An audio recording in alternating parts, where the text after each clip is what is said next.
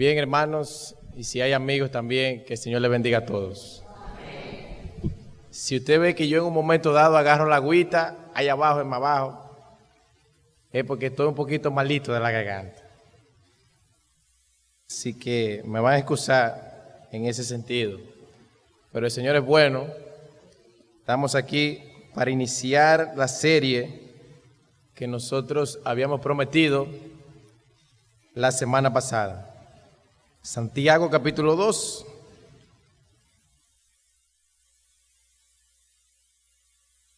Una de las porciones más difíciles y controversiales de las Escrituras.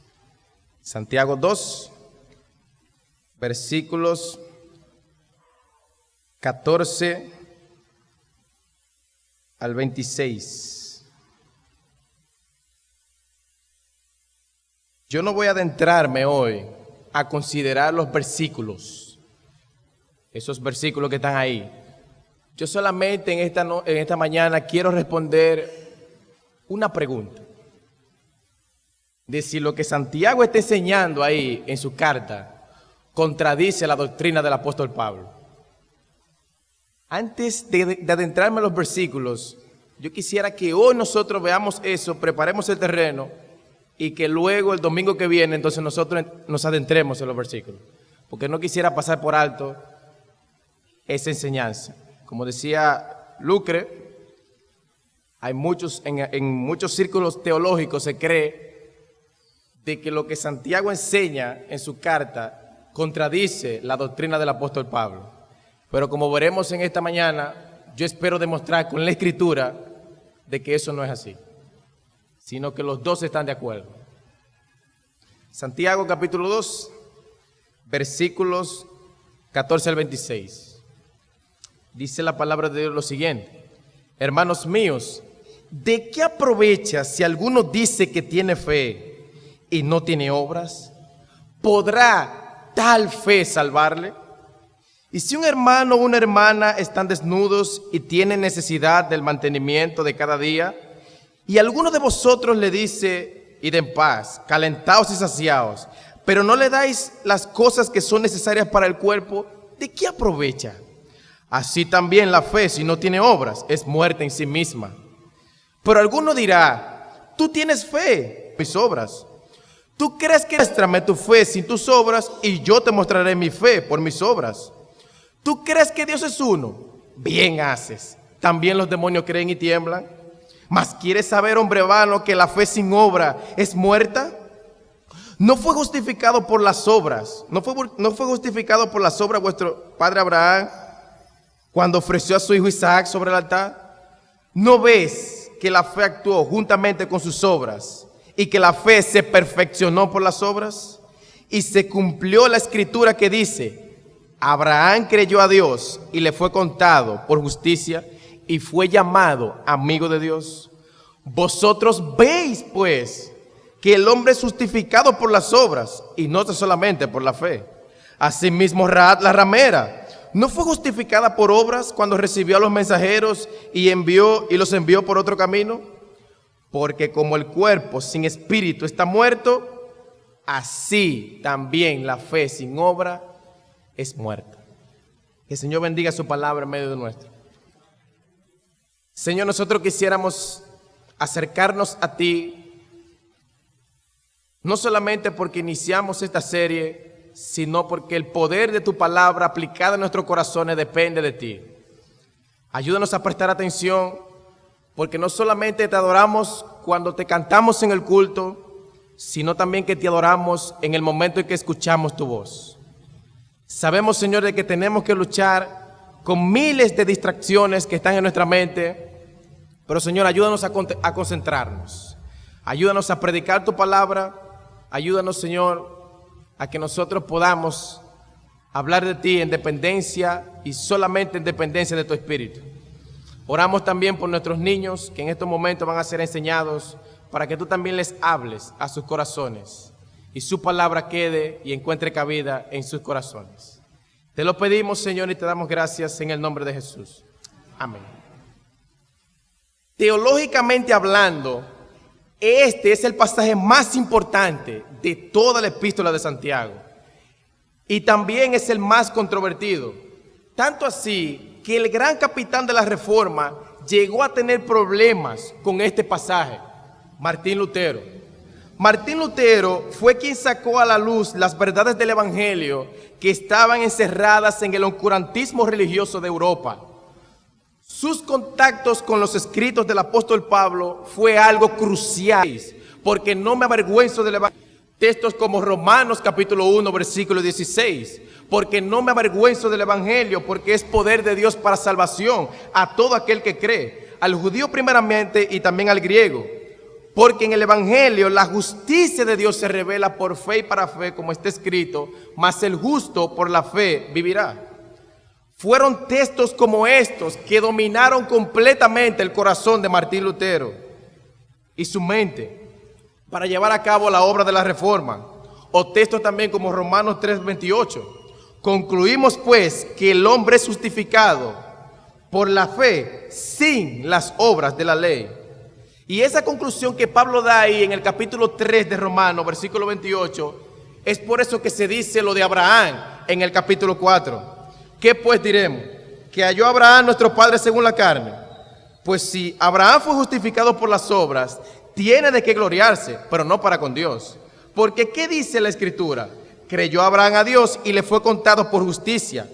Pero al que obra no se le cuenta el salario como gracia, sino como deuda. Mas el que no obra, sino que cree en aquel que justifica al impío, su fe le es contada por justicia. O lo que dice en Gálatas capítulo 2, versículo 16, que está expresando la misma idea, sabiendo que el hombre no es justificado por las obras de la ley, sino por la fe de Jesucristo. Nosotros también hemos creído en Jesucristo para ser justificados por la fe de Cristo y no por las obras de la ley, por cuanto por las obras de la ley nadie será justificado. Efesios capítulo 2, versículo 8. Porque por gracia sois salvos por medio de la fe. Y esto no es de vosotros, pues es don de Dios. No por obras, para que nadie se gloríe. O el texto de Tito 3:5. Nos salvó, no por obras de justicia que nosotros hubiéramos hecho, sino por su misericordia. La Biblia deja claro esto, mis hermanos. No es por obras, es por la pura fe en Jesucristo. Esa bandera levantó Martín Lutero en sus días. Y esa misma bandera tenemos tú y yo que levantar hoy día. Porque la salvación que Dios ha provisto al hombre es solamente por gracia, solamente por Cristo, solamente por medio de la fe. Y es por esa razón de que Martín Lutero llegó a apreciar esos libros de las Escrituras que exaltaban ese evangelio. Sobre todo la carta a los Gálatas y a los Romanos. Y así también fue como este reformador llegó a tener problemas con la epístola de Santiago. Incluso llegó a calificar a Santiago como una epístola de paja, porque él no veía ese sabor evangélico en Santiago que tenían otros libros. Incluso la Iglesia Católica llegó a enrostrarle estos versículos del capítulo 2 a Martín Lutero en la cara. Y a la luz de todos estos textos que hemos visto, de lo que enseña Pablo en su doctrina, nosotros leemos en Santiago 2:21 que dice: ¿no fue justificado por las obras Abraham nuestro padre cuando ofreció a su hijo Isaac sobre el altar? O lo que dice el versículo 24 cuando él plantea una conclusión: vosotros veis pues que el hombre es justificado por las obras y no solamente por la fe. ¿Qué está pasando aquí? ¿Se volvió loco Santiago? ¿Qué está pasando aquí? ¿Está realmente Santiago contradiciendo al apóstol Pablo? Esa es la pregunta que quisiéramos responder en esta mañana. Y para hacerlo, primeramente quiero proponerles de que Santiago y Pablo escribieron en dos ocasiones diferentes a dos audiencias diferentes acerca de dos asuntos diferentes. Por lo tanto, veamos en primer lugar dos ocasiones diferentes, dos audiencias diferentes. Probablemente Santiago fue el primer libro en el Nuevo Testamento en ser escrito. Muchos lo colocan alrededor del año 40 al 44 de nuestra era. Y es dado también a que Santiago carece de la problemática judeo-gentil que se trata en otros libros del Nuevo Testamento. Se cree que Santiago fue escrito antes del Concilio de Jerusalén, que se menciona en Hechos capítulo 15. En el momento en que Santiago escribe, este tema de los judaizantes no aparece en este texto. Eso sería una problemática que Pablo tendría que enfrentar más adelante en otro contexto. Por lo tanto, no podemos esperar que Santiago utilice ese lenguaje técnico en su carta, porque esa no era la problemática que él tendría que resolver. Santiago escribe antes del problema que ocasionaron los judaizantes, y a las personas que Santiago les escribió no lo iban a malinterpretar. Somos nosotros hoy día que tenemos los dos escritos y los ponemos en contraposición el uno con el otro. En cambio, Pablo, con los eventos que transcurrieron en su primer viaje misionero, él se ve en la necesidad de combatir a los judaizantes. Dios lo envía a predicar a los gentiles y él ve una gran puerta, una gran oportunidad para él predicar el evangelio. Pero los judaizantes querían poner elementos secundarios en la salvación, como si fueran imprescindibles para un hombre salvarse. Y entonces Pablo tuvo que enfrentar ese problema. Vayamos a Hechos capítulo 15 para que veamos esto de manera más clara. Hechos capítulo 15.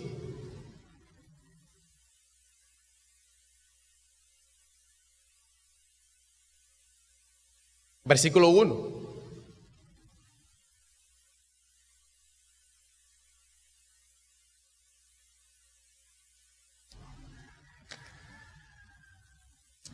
Entonces algunos que venían de Judea enseñaban a los hermanos: si no os circuncidáis conforme al rito de Moisés, no podéis ser salvos.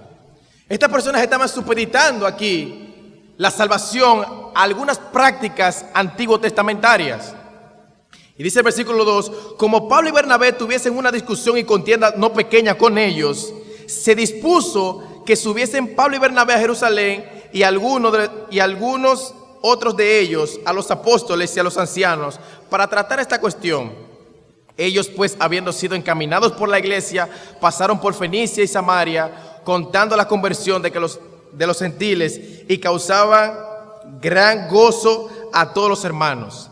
Y llegados a Jerusalén, fueron recibidos por la iglesia y los apóstoles y los ancianos, y refirieron todas las cosas que Dios había hecho con ellos. Pero algunos de la secta de los fariseos, o sea que estos eran ex fariseos, pero ellos tenían como ese trasfondo todavía muy arraigado en ellos, que habían creído, se levantaron diciendo: es necesario circuncidarlos y mandarles a que guarden la ley de Moisés. Y se reunieron los apóstoles y los ancianos para conocer este asunto. Y después de mucha discusión, Pedro se levantó y les dijo: varones hermanos, vosotros sabéis que ya hace algún tiempo que Dios escogió que los gentiles oyesen por mi boca la palabra del evangelio y creyesen. Y Dios, que conoce los corazones, le dio testimonio, dándoles el Espíritu Santo los mismos que a nosotros. Y ninguna diferencia hizo entre nosotros y ellos, purificando por la fe sus corazones. Ahora pues, ¿por qué tentáis a Dios, poniendo sobre la cerviz de estos discípulos un yugo que ni siquiera vuestros padres ni nosotros hemos podido llevar? Pedro les está diciendo: ¿cómo ustedes van a poner esta carga sobre estos nuevos creyentes? Dice el versículo 11: antes creemos que por la gracia del Señor Jesús seremos salvos del igual modo que ellos. Miren qué bien él está planteando. Ahora, nosotros más adelante vamos a ver cómo el mismo apóstol Pablo tuvo problemas en la iglesia de Galacia con este asunto. Entonces dice el versículo 12: entonces toda la multitud cayó y oyeron a Bernabé y a Pablo, que contaba cuán grandes señales y maravillas había hecho Dios por medio de ellos entre los gentiles. Y note ahora lo que dice el versículo 13: y cuando ellos callaron, Jacobo respondió diciendo: varones hermanos, oídme. Simón ha contado cómo Dios visitó por primera vez a los gentiles para tomar de ellos pueblo para su nombre. Y con esto concuerdan las palabras de los profetas, como está escrito, y cita a los profetas. Y dice el versículo 19, por lo cual yo juzgo que no se inquiete a los gentiles que se convierten a Dios, sino que se les escriba que se aparten de contaminaciones, de ídolos, de fornicación, de ahogado y de sangre. ¿Quién fue que dijo eso? Jacobo. ¿Qué Jacobo? ¿Es acaso Jacobo el hermano del apóstol Juan? No, a él lo mataron en Hechos capítulo 12. ¿Quién es este Jacobo? Este Jacobo es el hermano del Señor, el que escribió la epístola de Santiago. Él estaba presente aquí cuando se dio el problema judeo-gentil. ¿Creen ustedes que si él escribe esta epístola, después de haber experimentado eso, él no hubiera mencionado absolutamente nada? Eso es lo que se creen, eso es lo que los teólogos tienen en duda. Que él haya escrito esta epístola y no haya mencionado absolutamente nada de eso. Por eso entonces es que se piensa que Santiago escribió antes del concilio de Jerusalén. Pablo, por su parte, continúa su ministerio entre gentiles y tiene que lidiar con el problema judeo-gentil en varios contextos, entre lo que se destaca la carta a los romanos y la carta a los gálatas. Y es en esta carta a los gálatas que Pablo narra la reprensión que tuvo que hacerle de manera directa al apóstol Pedro por identificarse por temor con los judaizantes. Pero sí, Gálatas fue escrita después de Santiago. Pero Pablo tuvo que lidiar con ese problema en las iglesias de Galacia, no así Santiago. Vayan conmigo a Gálatas capítulo 2. Gálatas 2.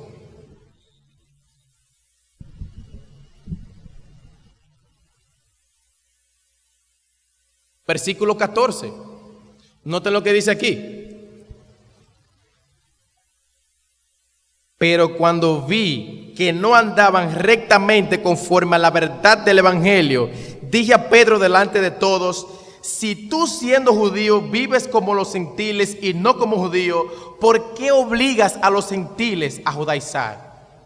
Nosotros, judíos de nacimiento y no pecadores de entre los gentiles, sabiendo que el hombre no es justificado por las obras de la ley, sino por la fe de Jesucristo, nosotros también hemos creído en Jesucristo para ser justificados por la fe de Cristo y no por las obras de la ley, por cuanto por las obras de la ley nadie será justificado. ¿Cuándo Pablo dijo esto? Lidiando con el problema judeo-gentil en los Gálatas. ¿Ven? Pablo está tratando un asunto, Santiago está tratando otro asunto. Eran asuntos diferentes, eran audiencias diferentes. Dice alguien lo siguiente: Pablo está hablando a judíos que tenían en ese momento histórico una tendencia muy fuerte a descansar en la obediencia a la ley para la salvación. Santiago, por su parte, se dirige a un grupo que había limitado el cristianismo a una mera ortodoxia doctrinal. Ah, sí, yo creo la doctrina, pero no había una práctica correspondiente a esa doctrina que se creía. Entonces, eso nos lleva a nuestro segundo punto. Nuestro segundo punto es: Santiago y Pablo estaban tratando dos problemas diferentes y estaban dando dos soluciones diferentes. Los dos están hablando de la misma fe, pero no los dos están hablando de la misma justificación. Los dos están hablando de la misma fe, pero no los dos están hablando de la misma justificación. Pablo está hablando de cómo se entra a la salvación. Santiago, desde la perspectiva de cómo se manifiesta esa fe una vez nosotros estamos en ella. Son dos asuntos diferentes. Uno está hablando de cómo nosotros participamos de esa salvación. El otro está hablando de cómo se evidencia esa salvación en la vida práctica del creyente. Pablo habla del plan divino para la salvación de los pecadores. El hombre entra a esa salvación únicamente por la fe y no por las obras. Santiago, por su lado, nos dice que esa misma fe nunca está sola, sino que está acompañada de buenas obras. ¿Entienden el asunto? Pablo elabora la doctrina de la justificación. Santiago está hablando de otra doctrina diferente. No están hablando de los mismos. Ellos se estuvieran contradiciendo si estuvieran hablando de lo mismo. Ellos están usando el término justificación en diferentes contextos. Ellos no están planteando dos maneras diferentes de salvarse. Ese no es el asunto. Pablo está tratando con la pregunta, ¿y cómo un hombre se salva? Eso es lo que Pablo está tratando en su doctrina. Santiago está planteando, ¿y cómo muestra un hombre que ha sido salvado una vez que está salvo? Pablo habla de la justificación de los impíos. Santiago habla de la justificación de los creyentes. Romanos capítulo 4. Romanos capítulo 4, versículo 4. Noten aquí mismo y busquen ese texto para que ustedes mismos lo comprueben. Romanos 4, versículo 4 dice, fue un texto que leí ahorita, pero lo vamos a leer de nuevo. Pero al que obra, no se le cuenta el salario como gracia, sino como deuda. Mas al que no obra, sino que cree en aquel que justifica aquí, al impío su fe le es contada por justicia. ¿A quién es que justifica a Dios en la salvación? Al impío. Esa es la bendita doctrina de la justificación, que hay perdón para los impíos, que hay perdón para los pecadores, que en el Evangelio se revela la justicia del cielo que el hombre necesita para ser aceptado delante de Dios. Eso es lo que Pablo plantea. Santiago, por su parte, está hablando de la justificación de los justos. Santiago está planteando cómo muestra su justicia aquel que es de los justos. Porque por eso en su argumentación él pone el ejemplo de Abraham. ¿Cuándo Abraham hizo lo que Santiago narra en su argumentación? ¿Cuando él era impío o cuando él era creyente? Cuando él era creyente.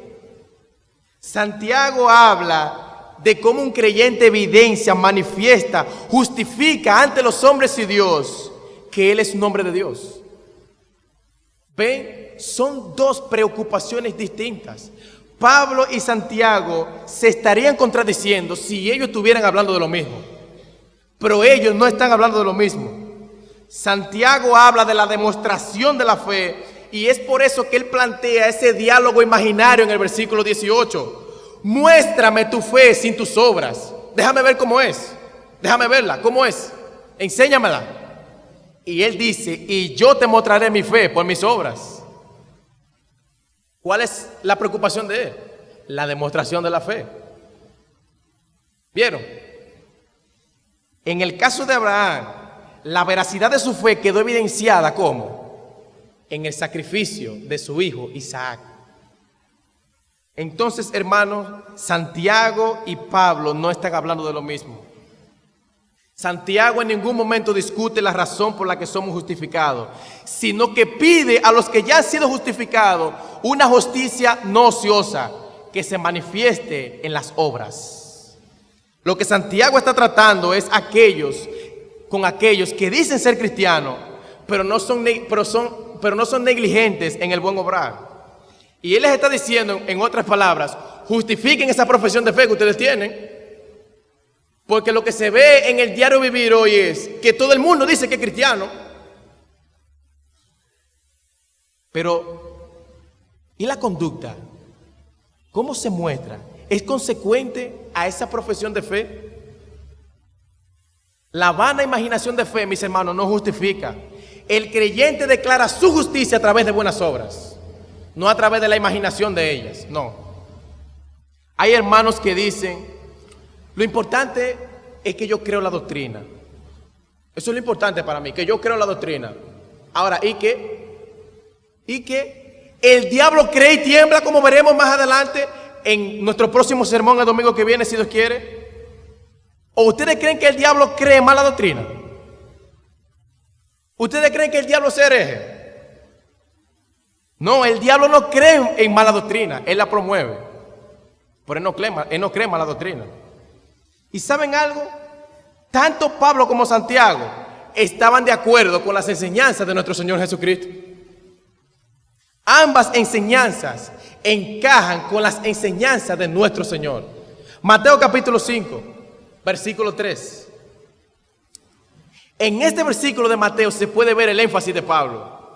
Dice, bienaventurados los pobres en espíritu, porque de ellos es el reino de los cielos. ¿Quién es el que es justificado en la salvación? El impío, aquel que reconoce que es un pobre miserable y que acude a Cristo en arrepentimiento y fe. Aquel que es un pobre espiritualmente, que no puede hacer nada por sí mismo, porque sus obras de justicia son como trapo de inmundicia delante de Dios. Ahora, la enseñanza de Santiago suena a Mateo 7:21. No todo el que me dice, Señor, Señor, entrará en el reino de los cielos, sino el que hace la voluntad de mi Padre que está en los cielos. Pablo representa el inicio del Sermón del Monte, Santiago su final. Pero ambos están de acuerdo con nuestro Señor Jesucristo. El error que Santiago está enfrentando es el de una fe sin obras, justificación sin santificación, salvación sin transformación, y eso es contradictorio. Santiago lo que está diciendo es que creer en la doctrina correcta debe producir un estilo de vida correcto. Eso es lo que Santiago está diciendo. Noten cómo él mismo lo dice en el capítulo 2 aquí, versículo 17. Él mismo lo expresa en palabras de él. Así también la fe, si no tiene obras, es muerta en sí misma. En el versículo 20 dice, mas ¿quieres saber, hombre vano, que la fe sin obra es muerta? Y aquí el significado de muerta es estéril, infructífera, una fe ineficaz. Y por eso en el versículo 26 dice, porque como el cuerpo sin espíritu está muerto, así también la fe sin obra es muerta. Él está preocupado. Esta persona tenía buenos deseos, así, id en paz, calentados y saciados, pero no le da los utensilios para el cuerpo. Dice, ¿de qué aprovecha? Ellos no hacían lo que tenían que hacer. Eran solamente deseos huecos y vacíos. Nosotros venimos de escuchar una tremenda serie en el libro de Ruth, predicada por el pastor Marrero. Pero si a la hora en que llegan los problemas y las situaciones difíciles de nuestra vida, no enfrentamos el sufrimiento como Dios manda en la Escritura, ¿de qué sirve haber escuchado la serie de Ruth? No sirve de nada. ¿De qué sirve que nosotros tengamos la teología correcta si esa teología no encuentra cabida en nuestra vida práctica? ¿De qué sirve? Hay personas que en la iglesia viven adorando ideas correctas acerca de Dios y no adorando a Dios a través de un obrar diario, producto de esa teología correcta que ya tenemos. Hermanos, son dos cosas diferentes. ¿De qué aprovecha de que tengamos buenos pastores y buenos predicadores si cuando salimos por esa puerta ya el sermón es cosa del pasado? ¿De qué sirve? A través del estudio de Santiago, nosotros hemos visto que el tema de Santiago es la demostración de la fe verdadera. Hemos visto que la verdadera fe que salva se muestra en la manera en cómo enfrentamos las pruebas, en la manera en cómo enfrentamos la pobreza y la riqueza, la manera en cómo enfrentamos la tentación, la manera en cómo escuchamos y ponemos por obra la palabra de Dios, la forma en cómo enfrentamos el favoritismo en la iglesia. Nosotros en medio de todo eso damos evidencia de en qué estamos nosotros. Si nuestra fe es una fe viva o si nuestra fe es una fe muerta. Ese es el tema de Santiago, mis hermanos. Yo meditaba tranquilo en mi casa en esta semana y yo le daba gracias a Dios porque después de esta serie del libro de Ruth íbamos a tener esta serie de Santiago. Y miren, no es casualidad que yo me haya quedado aquí en esta sección. No es casualidad. Porque nosotros salimos de aquí alentados con la serie de Ruth. Pero ¿qué vamos a hacer tú y yo con lo que leímos, oímos y estudiamos? ¿Qué vamos a hacer? ¿Lo vamos a colocar en un museo para admirar la palabra de Dios? o lo vamos a poner por obra? ¿Para qué Dios nos habla? ¿Te ha preguntado eso alguna vez? ¿Para que admiremos su palabra o para que la pongamos por obra? ¿Para qué? Porque los hombres plantean que hay una contradicción aquí entre Pablo y Santiago. Pero mis hermanos, si no hay buenas obras, no hay una fe verdadera. Puedes tú decir que crees 1000 cosas y puedes decir todo lo que tú quieras con tu boca, pero si no hay buenas obras, no hay una fe verdadera. ¿Y acaso la doctrina de Pablo realmente está contradiciendo la de Santiago? Porque los hombres plantean que hay una contradicción entre ellos, pero Pablo en sus escritos enseñó lo que Santiago está diciendo. Lo que Santiago está enseñando, Pablo lo enseñó en sus escritos. Pablo veía claramente lo que Santiago está diciendo. Para declarar a un hombre justo, se necesita una obediencia perfecta. Y eso lo proveyó Dios en Jesucristo. Y la forma de nosotros alcanzar esa justicia es por medio de la fe en Él. Pablo habla de esa fe como un instrumento para nosotros alcanzar esa justicia que Dios provee en el Evangelio. Pero Santiago trata lo que debe ocurrir en nosotros una vez que nosotros abrazamos esa justicia. Porque no es que nos vamos a quedar aquí tranquilitos. No. Dice Gálatas 5:6, porque en Cristo ni la circuncisión vale algo, ni la incircuncisión, sino la fe que obra por el amor. O sea que Pablo enseñó también lo que Santiago está diciendo, lo que él está enseñando. ¿Qué ocurre después de haber abrazado esa justicia? Ahí es que entra el tema de la demostración de esta fe, a través de las buenas obras. Cito a un comentarista llamado Ilion Morris. Él dice lo siguiente. Él es citado por Caraballosa en su comentario.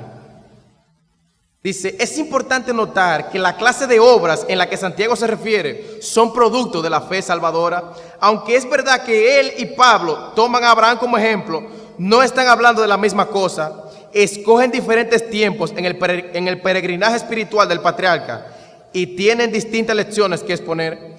Pablo habla del tiempo en que inicialmente Abraham creyó y su fe fue reconocida por justicia. Su tema es la justificación, pero Santiago se refiere a la ocasión en que se mostró listo para ofrecer a su hijo Isaac. O sea, una cosa sucedió en Génesis 15 y la otra en Génesis 22, cosa que ocurrió mucho después. La preocupación de Santiago se centra en los frutos de la justificación, la evidencia de la justificación que ha tenido lugar en el corazón. ¿Qué explicación, mis hermanos? Los dos apelan a Abraham, pero apelan en momentos diferentes de la vida de Abraham. Hemos visto entonces que Santiago trata con problemas diferentes a los problemas que trata el apóstol Pablo. Santiago tiene un énfasis ético en su epístola, la forma en que nosotros vivimos, la forma en que nosotros practicamos nuestro cristianismo, la forma en que nosotros ponemos a correr nuestra fe. Noten, no la forma en que nosotros alcanzamos nuestra fe, sino la manera en que la ponemos a correr. Son temas así que Santiago está hablando. ¿Están Pablo y Santiago entonces en contra el uno del otro? No. Lo que la Escritura nos muestra es que uno le da continuación al tema del otro. Eso es lo que nos muestra la Escritura. El que los ve a ellos como oponentes es porque los está estudiando fuera de contexto, y así no se estudia la Biblia, mis hermanos. Ambos estaban de acuerdo en la forma en cómo una persona se salva. ¿O ustedes creen que Santiago creía que una persona se salvaba por el buen obrar? ¿Qué él dice en el capítulo 1, número 1, versículos 17 y 18?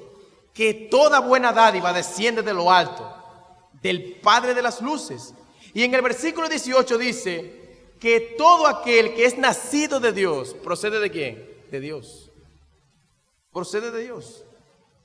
Y el mismo Pablo también creía que las obras eran una muestra de la fe salvadora, como él mismo explica en Romanos capítulo 6. ¿Cómo estaban ellos entonces? ¿Peleando con espadas frente el uno al otro?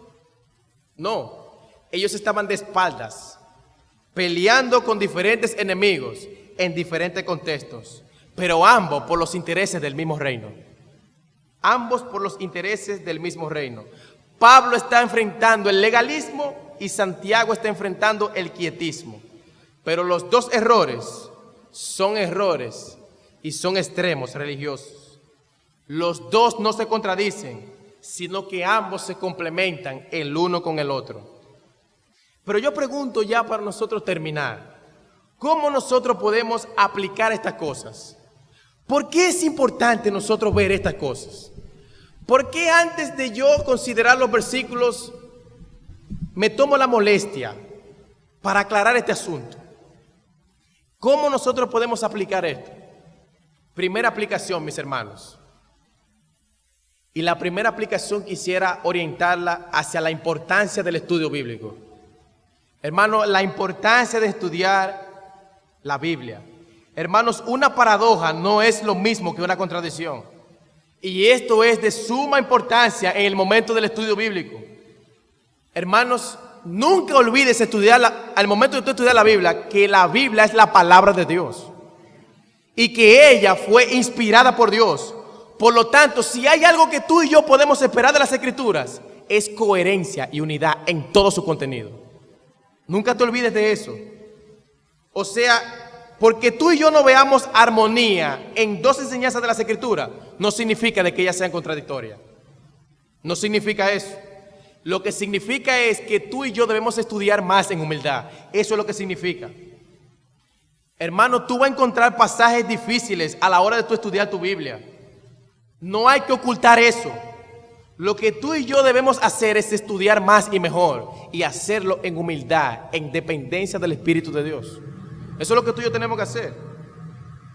Pensando en esto, yo le doy y le daba muchas gracias a Dios por Carlos, por Felismario, por Marrero, que Dios a través de ellos nos ha enseñado a utilizar las herramientas para nosotros saber cómo estudiar la Biblia, cómo estudiar mejor la Biblia y cómo aprovecharla. Piensen en el curso también que nosotros hemos tenido ahí con Carlos, los cursos de homilética que hemos tenido, de hermenéutica, de teología bíblica, de teología sistemática. Todas ellas son herramientas que Dios le ha provisto por misericordia y por gracia a esta iglesia para entender la palabra de Dios. Yo pregunto entonces, ¿tú estás estudiando la Biblia en tu casa? ¿O eres tú de los que pasa más tiempo en el WhatsApp que estudiando la Biblia? En este año que casi culmina, hoy estamos a 2, ¿verdad? 2 de diciembre. Si hubiera un reporte de cuántas veces tú usas el WhatsApp y el Facebook, o de cuánto tú usaste el WhatsApp y el Facebook este año, o cuántas series tuviste en Netflix, ¿sería mayor la cantidad que las veces que tú abriste la Biblia para estudiarla? Hermanos, nunca te olvides de investigar y de ubicar cada pasaje en su contexto. Recuerda que siempre lo que nosotros estamos estudiando es material ajeno. Esto no fue algo que se le escribió a Iglesia Templo Bíblico Montellano. Eso tiene un contexto y tiene que ser estudiada en su contexto. Esa es la razón por la que la gente no entiende las Escrituras. No seamos extremistas a la hora de estudiar las Escrituras. Ah, no, porque yo no entiendo una cosa, yo lo voy a dejar así. No, mi hermano, eso no debe ser así. ¿Qué es lo que enseña Pablo en Romanos capítulo 5, versículo 20? Pero la ley se introdujo para que el pecado abundase. Mas cuando abundó el pecado, sobreabundó la gracia. Ahí. ¿Cómo? A pecar se ha dicho. No, pero mi hermano, lee versículo 1 del capítulo 6. No, es que ese capítulo 6 yo tengo el 5. ¿Qué pues diremos? ¿Perseveraremos en el pecado para que la gracia abunde? En ninguna manera. Porque los que hemos muerto al pecado, ¿cómo viviremos aún en él? Pablo sabía de una vez que lo íbamos a tomar por el otro sentido. Y por eso aclara en el mismo contexto ese asunto. Nunca podemos leer la Biblia fuera de contexto. Hermanos, la palabra de Dios es una fuente inagotable de bendiciones, de verdades, de doctrina, de enseñanza, de promesas, de consuelo y de reprensiones. Y debe ser estudiada con sumo esmero y cuidado. Pero para nosotros sacar esos diamantes, hay que picar, mis hermanos. ¿O ustedes creen que esto se hace en 2 minutos? Hay que picar. y no con nuestro esfuerzo, sino en dependencia del Espíritu de Dios. Segunda aplicación, debemos darle importancia tanto a lo que Santiago está diciendo como a lo que Pablo está diciendo. No podemos escoger la enseñanza que más nos convenga, sino que debemos abrazarla las dos de todo corazón. Del siglo XVII para acá, las enseñanzas de Pablo han sido muy beneficiosas para la iglesia de Cristo, pero la gente no toma en cuenta así la de Santiago. Se van hacia un extremo, pero no hay un balance. Ahora en el siglo XXI, todo el mundo dice que es cristiano, pero eso no es lo que revela su vida práctica, su vida diaria. Cita un comentarista llamado Douglas Moo. Muchos teólogos solo mencionan a Santiago porque parece contradecir de manera crítica la doctrina de la justificación por la fe sola, enseñada por Pablo. Pero esto no es hacer justicia a Santiago. Tiene su propia contribución que hacer y debe ser aceptada por lo que es, y no debe ser echada a un lado con una insistencia errada y apresurada en la integración teológica. Santiago condena cualquier forma de cristianismo que caiga en una ortodoxia estéril e incitada. La fe, no lo que hacemos, es fundamental para establecer una relación con Dios, pero a la fe que insiste Santiago hay que darle contenido. La fe genuina siempre e inevitablemente produce una evidencia de su existencia a través de una vida, de una conducta justa. La fe bíblica no puede existir aparte de los actos de obediencia a Dios. Santiago, en otras palabras, lo que está es amando a estos hermanos. En Santiago nosotros vemos el mismo corazón tierno y pastoral de nuestro Señor Jesucristo, para que en el día del juicio ninguno de ellos se presente con una fe muerta y una fe estéril. Por eso es que él dice en su argumentación, ¿podrá tal fe salvarle? Hermanos, lo que Santiago está planteando aquí, lo que él está poniendo en juego, es un asunto sumamente serio. Es demasiado serio. La vida que tú estás llevando diaria es un reflejo de la obra del Espíritu Santo que él comenzó en ti. ¿Hay en tu vida una demostración de fe o una demostración de esa fe que tú profesas? ¿Tú lo demuestras en tu diario vivir? Dice Efesios capítulo 2, versículo 10, que nosotros somos hechura del Señor, creados para buenas obras, las cuales Dios preparó de antemano para que anduviésemos en ella. ¿Contradice Santiago a Pablo, mis hermanos? Yo espero que de ahora en adelante se nos haya quitado toda duda y que nosotros abracemos las dos enseñanzas de todo corazón. ¿Vieron cómo, viendo más información acerca del contexto, nosotros podemos ver la realidad de dos enseñanzas de las Escrituras? Hermanos, estudiar las Escrituras va a exigir de mucho tiempo de nosotros. No hay que hacerlo para hacer corriendo. Hay que meditar en lo que Dios nos está diciendo. Que Dios bendiga su palabra en nuestros corazones y que nosotros podamos seguir siendo bendecidos a través de esta serie en la Epístola de Santiago. Que así sea, que Dios le bendiga.